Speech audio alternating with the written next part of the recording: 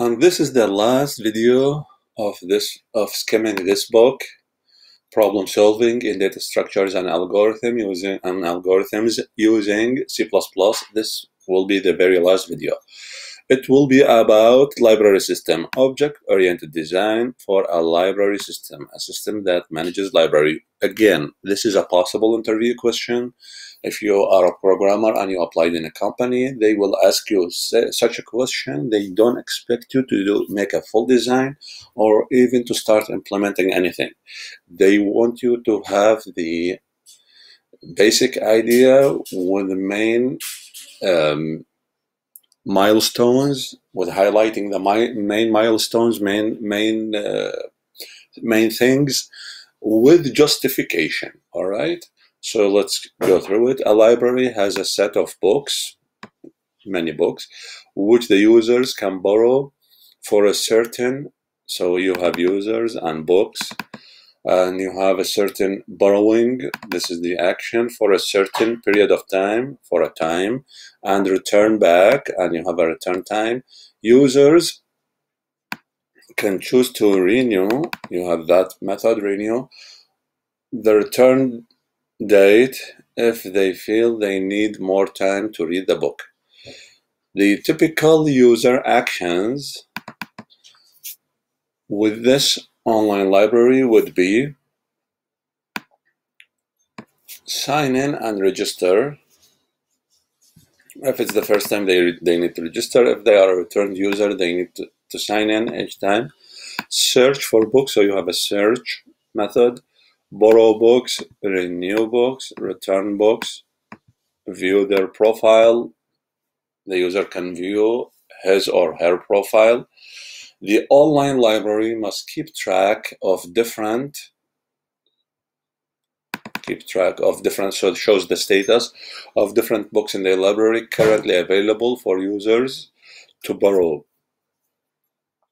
So when we have a number of books and one is borrowed, it became -1, so it keeps track. New users, if all the books are borrowed, they don't see available books, right? And the books already borrowed for the users, so they shows that 3 been borrowed. Put it simply, invertly should be managed. Sorry, put it simply, the inventory should be managed. So the same concept can go for a store, a warehouse. Like you have inventory, right? The inventory should be managed. Like the stored or the available stock should be managed. When something, like if you have a store and you have tools, when someone borrowed the tools and someone else came to borrow the same tool, it shows that it's already been borrowed. Yeah, just like that. And so put it simply, inventory should be managed. The various components of the system, what are the main components? User, librarian, library, the book, the transaction, and the event manager. The below class diagram, so basically designing what classes need to be created and what's the relationship on the main methods, right? And how they interoperate. And let's proceed. So this is the design for a library. A librarian, the user, like student or anyone.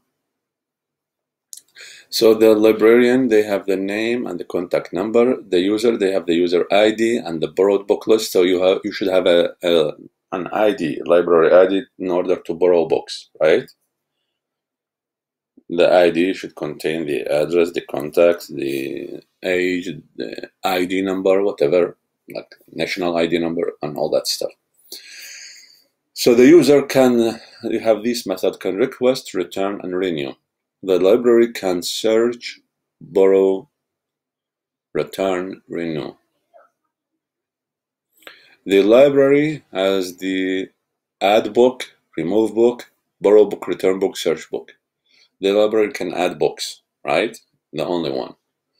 The event manager can add a transaction, can send a return request. The transaction is borrowed, user ID, return date.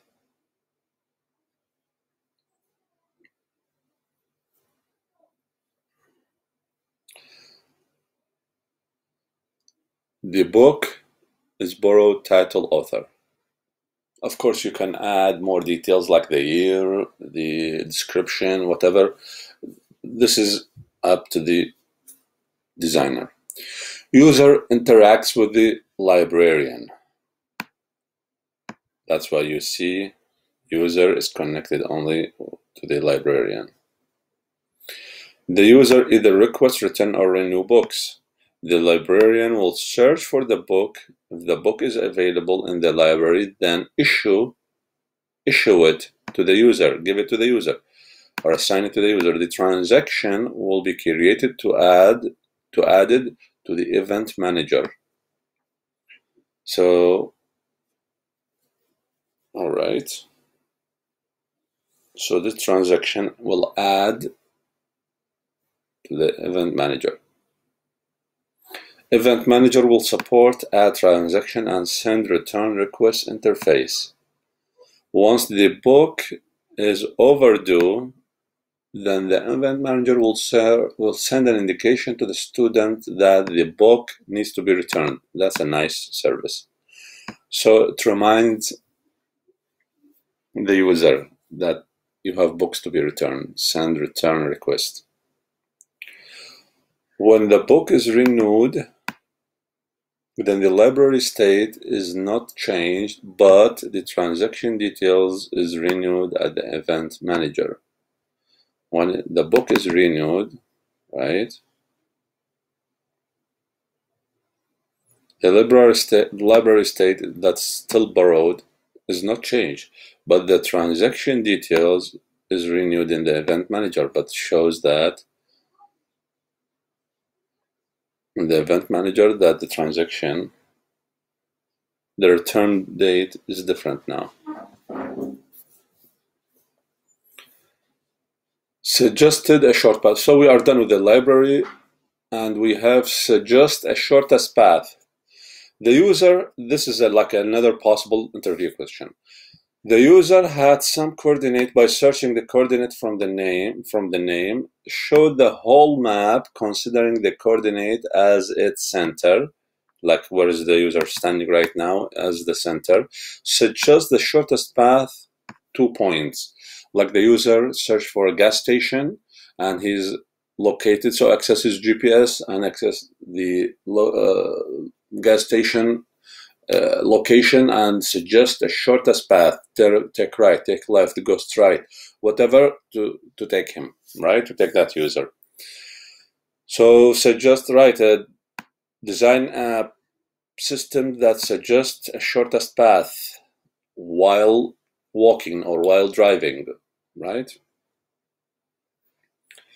All paths are positive in cost. There's no negative, like you have to always walk. You can't really not walk, right? Or sit. And for simplicity, I'm considering all paths are for vehicle only, not pedestrian.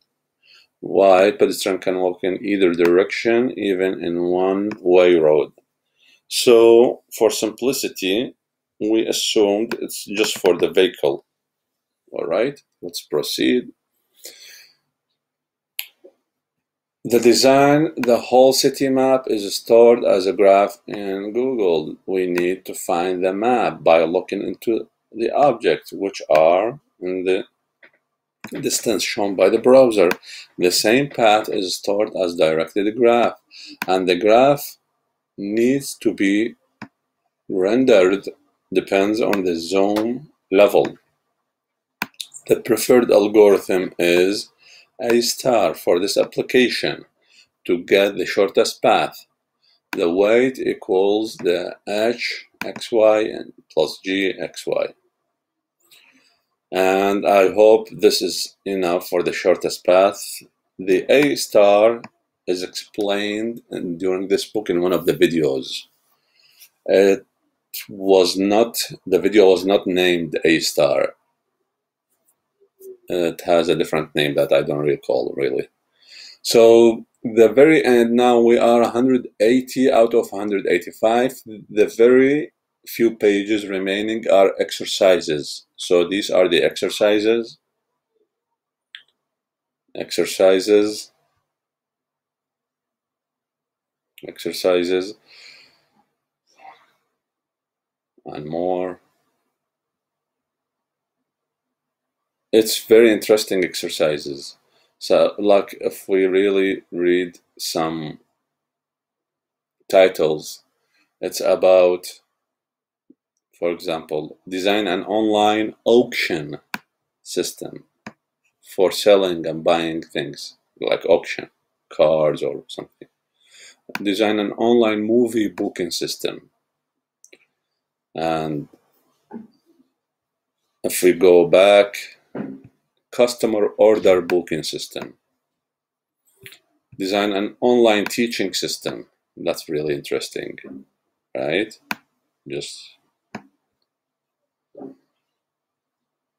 So we have online cab booking system, like Uber.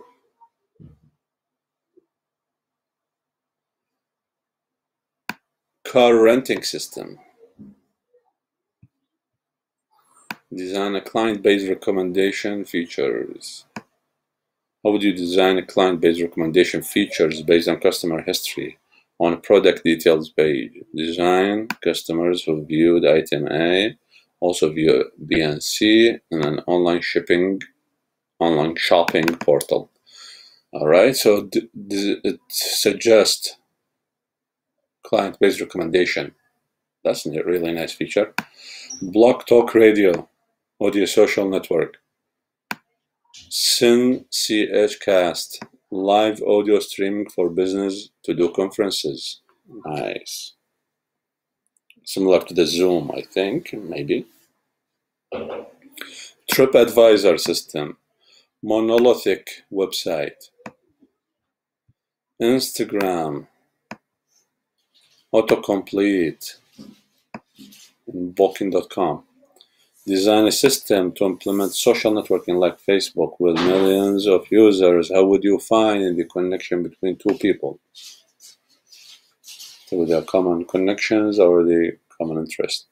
Very nice. And the very final page is an appendix and shows, it's called Appendix A. It shows the algorithm with its time complexity.